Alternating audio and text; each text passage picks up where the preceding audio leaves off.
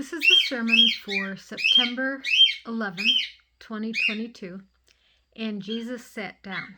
I'm going to read from Hebrews 10 and also Mark 13. So from Hebrews, every priest goes to work at the altar each day, offers the same old sacrifices year in, year out, and never makes a dent in the sin problem. As a priest, Christ made a single sacrifice, and that was it. Then he sat down right beside God and waited for the enemies to cave in. So, friends, we can now, without hesitation, walk right up to God into the holy place. Jesus has cleared the way. The curtain into God's presence is Jesus' body. Let's see how inventive we can be in encouraging love and helping out, remembering to worship together. And from Mark 13, 1 and 2. As Jesus walked away from the temple, one of his disciples said, "Teacher, look at that stonework, those buildings." Jesus said, "You're impressed by this grandiose architecture? There's not a stone in the whole works that is not going to end up in a heap of rubble."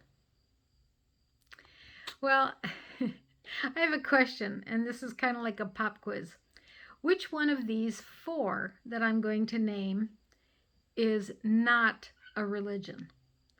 The first one is a clean eating plan, whatever that looks like to you. B, golf. C, your brand of TV and media, whatever that is. And D, Christianity. Which one is not a religion? Well, I know everyone wants to say one of the first three, golf, that's not a religion. But think how serious people take it. How seriously they take it, yeah. And eating plan, oh boy, that is the new religion right now. And I refuse to be religious about keto, even though it's helped me. When I work with somebody who wants to lose weight, I say just choose a healthy plan that you can live with the rest of your life and be happy with. And so that's not a religion either. And it turns out that Christianity is not a religion. And that goes against our way of thinking. We think, well, sure, Judaism, Islam, Christianity, those are all religions, right? But in effect, Christianity is not a religion when people treat the other three as very religiously oriented, because they're that serious about it. So the church has done its level best to make following Jesus into a proper religion, but Jesus never meant it that way. Jesus was a faithful Jewish man after all of his life. In fact, he died as a faithful Jewish man, killed for being a faithful son of the covenant that God had made with Sarah and Abraham. So Jesus never meant for following him to be a religion. I know that's a novel idea to a lot of people. Here are the many ways that Christianity tries to be a religion. Remember, religion is about the human attempt to get right with God, and it has to do with our effort to get right with God. And so we want to kind of use a key to control God. So it has to be the right religion. Right now, there's an awful lot of activity going on from the Global Methodist Church idea. It's not even a church yet, but it's an idea. And they're trying to get people to go with that and leave United Methodist because they consider themselves the right religion, believing the right way.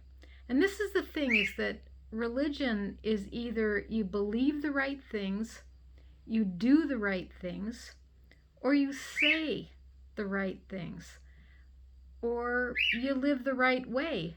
All those things are religions that seem to want to control some aspect of being belonging to God. And Christianity is not one of those. Most folks aren't really looking for a place to serve others. In fact, we have a lot of great ways to serve others without religion.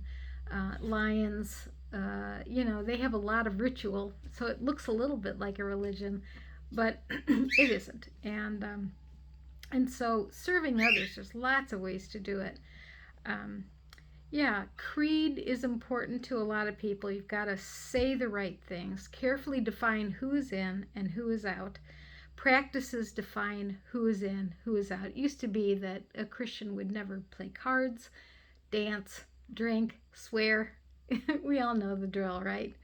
Um, yeah. And when I was a teenager, I thought you had to pray the sinner's prayer to be saved. That's religion. You have to say the right words, you have to mean it from your heart, and then you're saved. And turns out that isn't the truth either. And so it's amazing. And Jesus was not about honoring religion. I mean, the temple, what could be more important than the temple for first century Jews? Not much. And yet Jesus says, you're impressed by the temple, you're impressed by the architecture, it'll all be rubble. Jesus is kind of like, you know, pretty remarkable. So try not to be impressed, Jesus says. Even Christians in the early church up to today tried to make sure that creeds did the right thing, and that if you say the right creed, that you will be in, and if you do not, then you will be out. The evangelical idea is that you get your ticket stamped for heaven. You make sure you're saved. And so they'll start by saying, are you saved? And they figure you'll know one way or the other. And if you don't, they'll tell you how. Poor spiritual laws when I was a teenager. Christians can become narrow and judgmental. Most unfortunately, they can. And I know that because I used to be. I hope I'm not now. But I know that it's a danger for every Christian to be narrow and to be judgmental.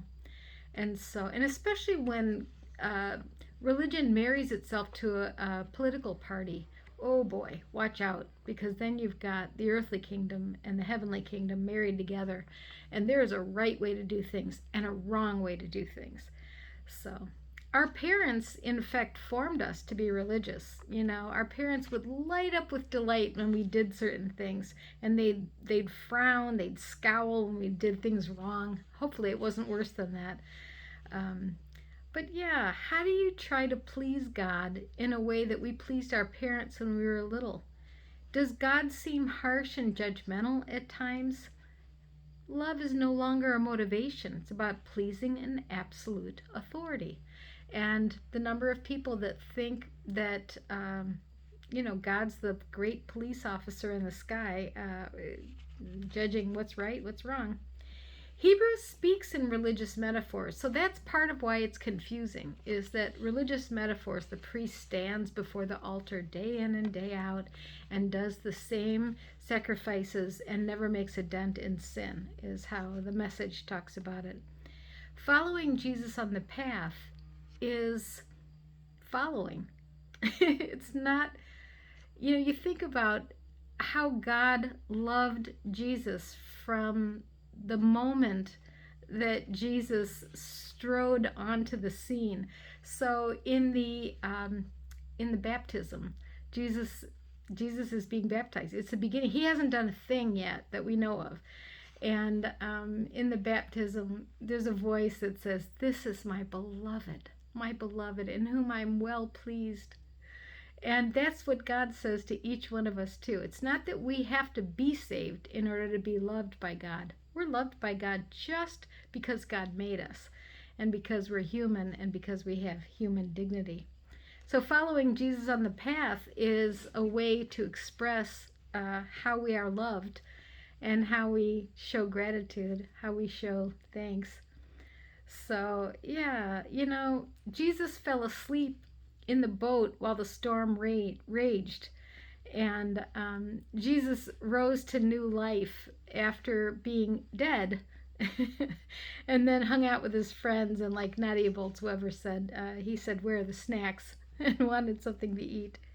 So no matter what kind of container we invent for God, it's always something that Jesus is going to break. And no matter how right we think we have it. What did I just read the other day? That I was reading something that, I was reading about the Amana colonies, And they called their church the Church of True Inspiration, and they were called inspirationists because they had it right. They had a pure religion. Now, there's a lot to be said for the Amana folks, and they lived humble lives. They lived with communal goods, and they took care of one another. It was a beautiful colony in a lot of ways. But again, it's nobody has a corner on the truth and the right way to do things. So the church, unfortunately, as it fell into line, the church in the 40s, 50s, into the 60s, it kind of lined up with the way American culture wanted the church to be the place of communal get togethers and communal watching out for each other and communal time together, the enjoying of one another. And so the church thought, oh boy, we have it right. Look at us. We're going to be around forever just the way we are. And we're going to build bigger and bigger buildings and bigger fellowship halls. And we've got it right. And I can just see God shaking her head at all this and saying, not again. Every time I get followers, every time they think they've got it right when nobody else really had it right. Jesus never said, believe this. Jesus said, follow me. Jesus never said, follow these rules and you'll have it sewed up. Instead, Jesus broke bread. He gave thanks. He gave the bread to his disciples and he said, eat. Be a community together in my love. Christians start with the love of God. God doesn't demand payment for sins, and that's an unfortunate theological thing that happened in the Middle Ages. Why are we still carrying that around? There is no payment for sin. We were loved from the first moment that we drew breath and were humans with the integrity of God's creation. And we are, every one of us, created in the image of God. We are created. Yeah, that the idea of God being paid for sin is not a healthy notion. So, and Jesus could have gotten away with this of saying, the religious people are loved by God and they don't need to do any more sacrifices. But no, Jesus overreached by the world's standards, by Jewish standards, unfortunately.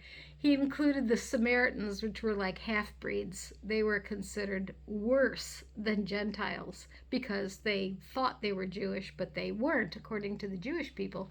And so Jesus included Samaritans. He included sinners, tax collectors. Oh, no, you don't do that. Included prostitutes, included everyone who was most judged by society. Whatever the worst thing you could consider, Jesus included them. And that was kind of an overreaching when it came to the Jewish religion. And that's unfortunate. Jesus said, good news, you are beloved of God. That's good news. Not good news, shape up or ship out. Not good news if you're very, very sorry for not having been very, very good. Then it's good news. No, good news, God loves you. Now get back in line before God changes his mind. No, again, that's not it. We are loved and beloved, like Jesus at his baptism. We are loved and beloved of God. And that's where we start. It's not about payment for sin. It's about being loved. How do you respond when you are loved? When you are deeply loved, what do you do? Are you looking for a list of things to do and not do? Are you going to check off things when you're deeply, deeply loved? Are you looking for a checklist? No, of course not. You enter into the freedom of that relationship. And that's how it is between God and us. And not just us, but every human, no matter what they look like, no matter where they were born, no matter what family they come from. Everyone is beloved of God. We love the Lord our God with all our heart, our soul, our mind, our strength. And it's a response. It's not fear-based. And what you see with manipulation is fear-based. Oh, no, the church can't believe that. Oh, the church can't do that. Oh, no, no, no, no, no, no. No, that's sin. And that's sin, and you get kicked out for that. You go to hell for that. Again, ah, you know, loved first, loved throughout, loved at all times. Think about the feeding of the 5,000. They didn't live in fear of not having enough.